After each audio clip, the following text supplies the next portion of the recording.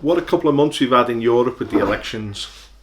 We've had the elections in Germany, the regional elections, and we've seen the AfD, the Alternative for Deutschland, finish second in three key German regions in the east: Saxony, Brandenburg, and in Thuringia.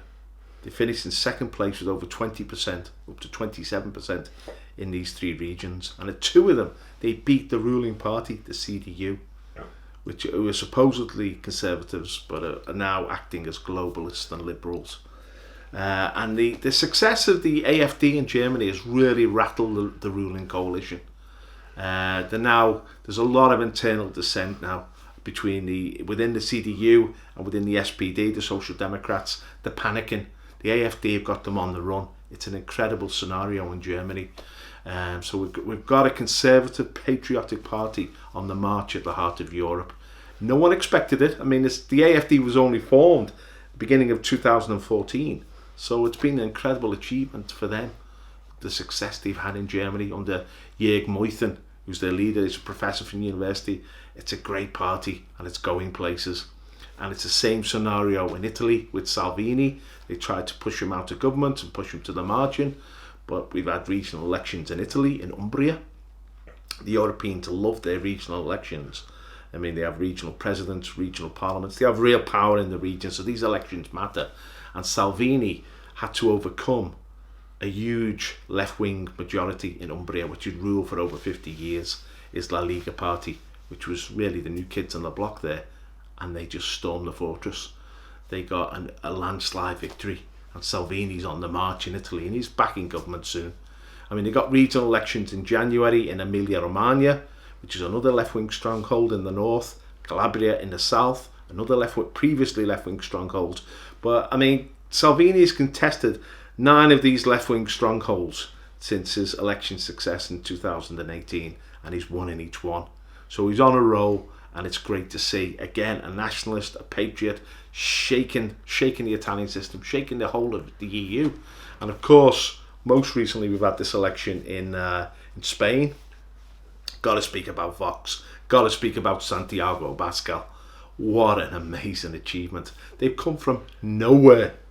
I mean, in 2016 they got 47,000 votes in the Spanish general election. It was a joke vote. The founder ditched them. He said, they've lost. They're going the wrong way. They're going into nationalism and into Christianity and into Euroscepticism. They're going to get lost. Spain's a left-wing country. They're just being pushed aside.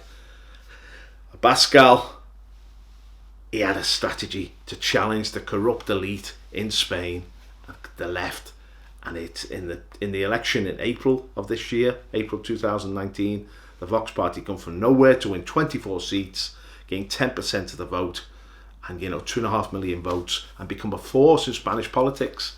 But they had such momentum before that April election that people expected more, and there was a little bit of an anticlimax when they only got 24 seats, and their support tailored off after the election. They didn't do good in the regional elections. They only got half the vote. They got 3 MEPs, but that was half the general election vote.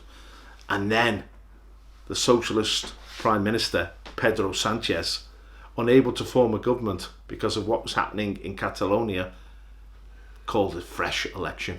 And suddenly, the Vox Party was resurrected again. I mean, it's only 6 months after the previous election.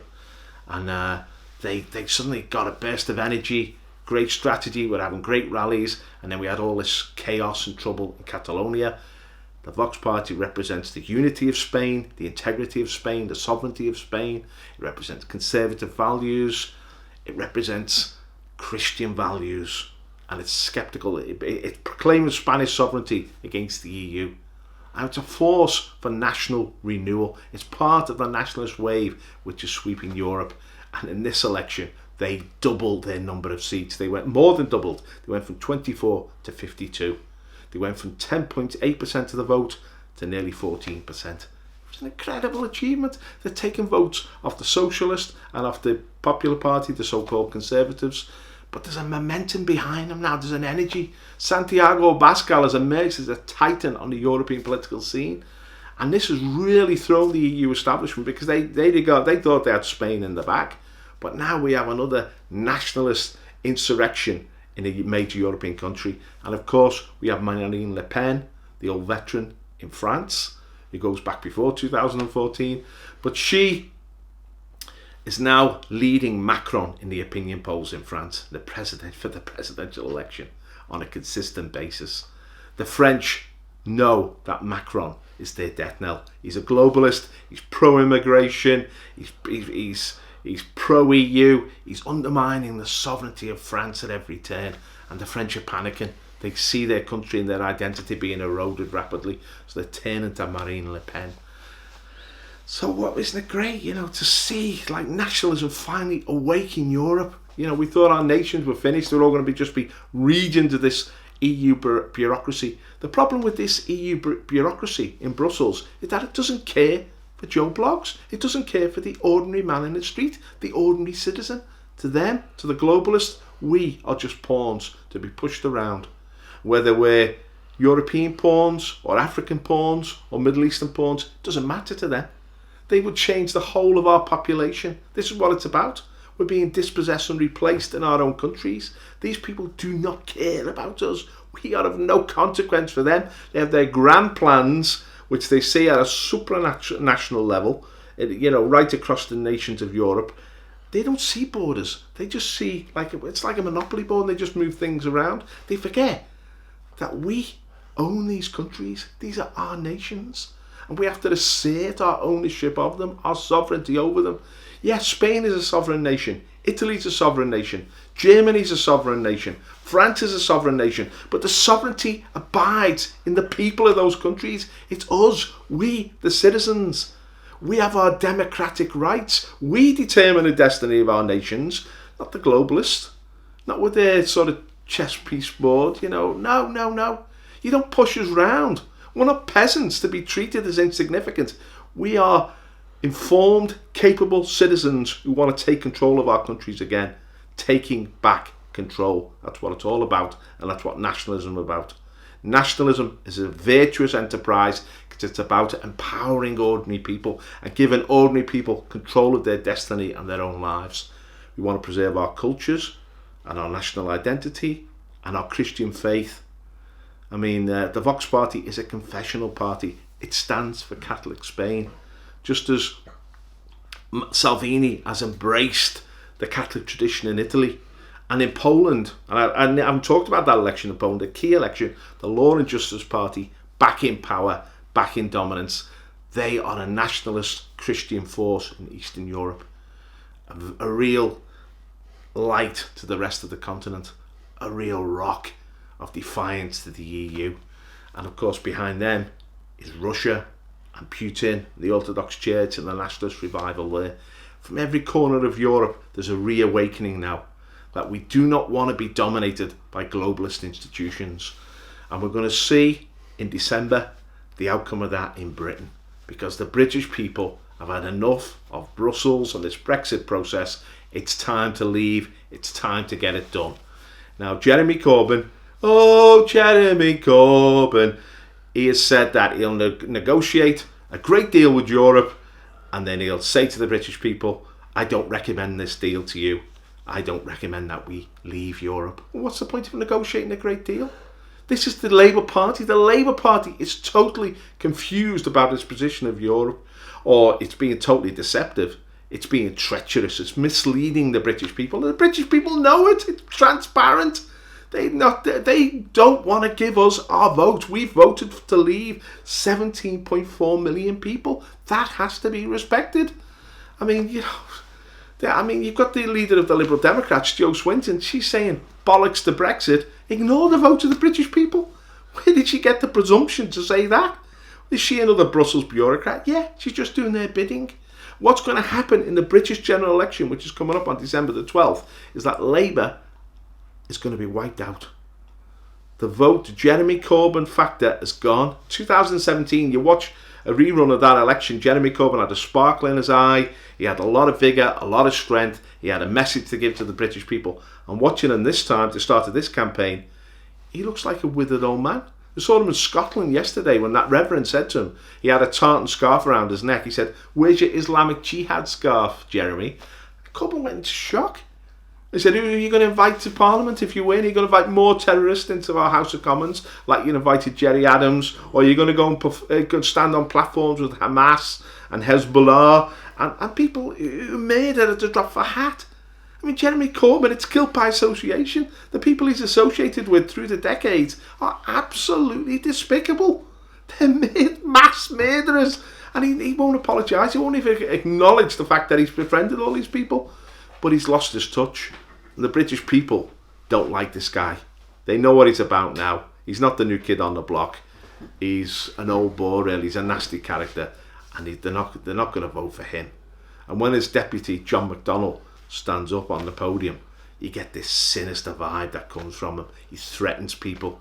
He threatens, beat up Tory politicians, he once said. He's a bizarre character.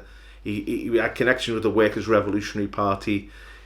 What's his agenda? He seems to hate this country. It's like, vote for us, we're traitors, we'll destroy your way of life, we'll bring in mass immigration. I mean, the only places where the Labour Party are going to get seats in this election are going to be in their Muslim and ethnic strongholds and in their northern strongholds.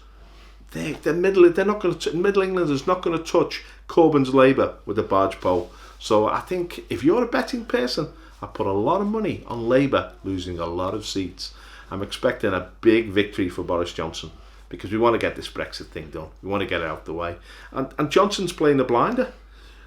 I mean, in 2017, Labour had the austerity message and they sort of portrayed the Tories as someone who come to take your pensions off you, etc. Boris is just saying, we want a world-class economy and we want world-class services. He's saying, I'm going to put more money into the NHS, more money into the police, 20,000 extra police officers on the beat, more money into schools. It's a message Labour can't counter. So I think the Tories are going to win hands down in this election. And that's going to be a sea change in Britain because the demise of the Labour Party, they don't see it coming, the Labour Party. They've got this groupthink. They have Jeremy Corbyn as their leader. He's almost like a messiah figure. They're almost like a sect, the Labour Party. And they've lost touch with reality and they're not saying anything rational. I've been looking at some of the candidates they've got. Man alive, they're not only low calibre, they're very nasty people as well. I mean, Labour is now the home of racism. I mean, the Jew hatred that has come from so many Labour candidates is absolutely astonishing as they go back into their Twitter accounts and they're exposing them for who they are. I mean, Labour's going to go into freefall. And the Liberal Democrats have not very little to offer. So I'm expecting a Tory landslide on the 12th of December 2019. And we're going to need a party to the right of the Conservatives, a nationalist party in Britain. And I think that will emerge because Britain now wants to take control of its own destiny, just like these other European nations. I mean, I said way back at the start of October, there's a wave coming in, a nationalist wave, which is going to get right to the top of the beach. And it's still coming in, and it's not finished yet. The end of this year, it'll be near the top of that beach. But when Trump wins in 2020, and when we see these nationalist parties actually running the governments in Europe, then we know Europe is being saved. But be optimistic. I always say there's great optimism now. There's grounds for amazing optimism because all the misery that the globalists have inflicted upon us over the past 30, 40 years is going to be stopped and it's going to be reversed. And we will survive and we will succeed. Thank you.